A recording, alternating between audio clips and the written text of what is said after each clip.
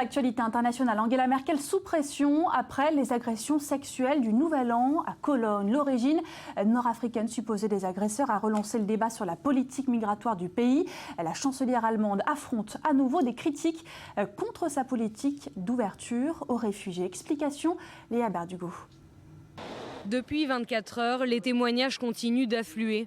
Cette femme fait partie de celles qui ont porté plainte pour agression le soir du Nouvel An. Elle raconte.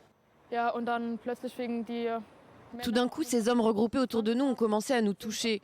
Ils ont touché nos fesses et mis leurs mains entre nos cuisses.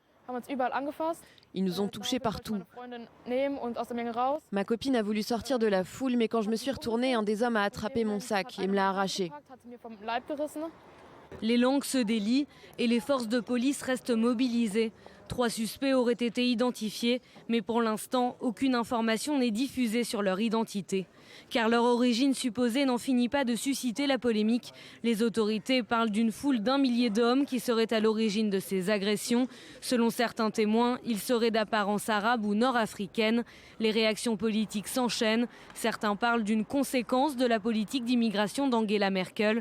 Un responsable local met en garde contre les jugements hâtifs. Ce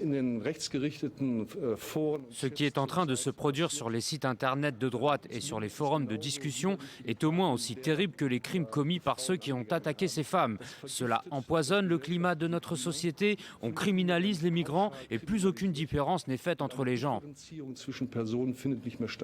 La maire de Cologne a réagi dès hier soir en encourageant les femmes à garder une distance physique face aux inconnus, une déclaration qui a surpris l'opinion publique. Pourquoi devrions-nous garder nos distances? C'est plutôt une erreur de formulation, non?